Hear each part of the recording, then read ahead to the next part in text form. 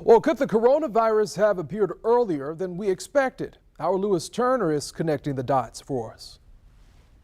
All right, so we know officially, and according to the government testing, the first cases of coronavirus in the United States weren't reported until late January. And it was March before the first official case was reported here on the First Coast.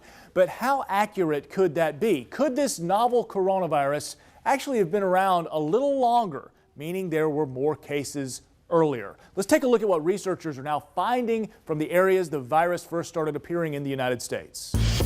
New research out of the University of Texas shows COVID-19 is spreading farther and faster than anyone knew at the start of the pandemic. Let's connect the dots. So these researchers at UT just released their findings. They went back to the throat swabs taken in Wuhan, China, and Seattle, Washington, weeks before those cities were locked down.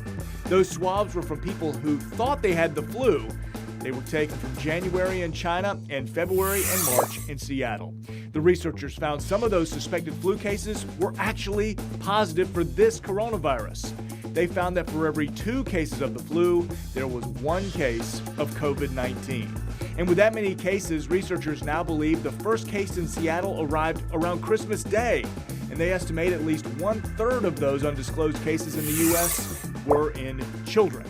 The first case of coronavirus in Washington state was not reported until January 21st. The governor started shutting down schools there in early March.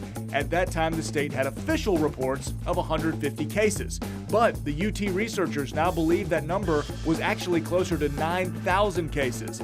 And they believe since so many of those cases were in children whose symptoms tend to be milder, those cases went undetected.